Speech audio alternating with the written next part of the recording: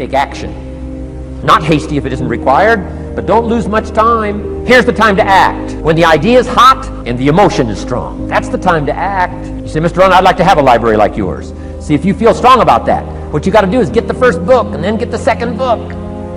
Before the feeling passes and before the idea gets dim, action pronto, action immediate, action as soon as possible. Because if you don't, here's what happens. We call it the law of diminishing intent. We intend to when the idea strikes us. We intend to when the emotion is high. But now if you don't translate that into action fairly soon, now the intent starts to diminish. And a month from now it's cold. A year from now, can't be found. So act. Set up a discipline when the emotions are high and the idea is strong and clear and powerful. That's the time to set up the discipline. Somebody talks about good health and you're stirred. Says, right, I need to get a book on nutrition. Get the book before the idea passes and before the emotion gets cold. Go for the book. Start the library. Start the process. Fall on the floor. Do some push-ups. Action. Got to take action.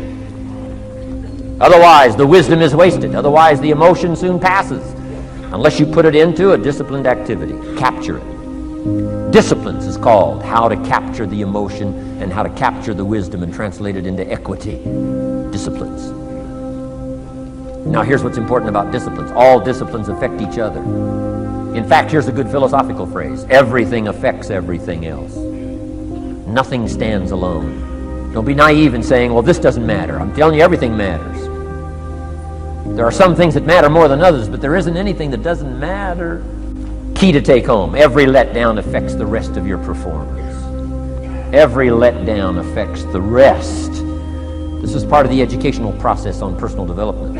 If you don't take the walk around the block, you probably won't do the apple a day. If you don't do the apple a day, you probably won't start building your library.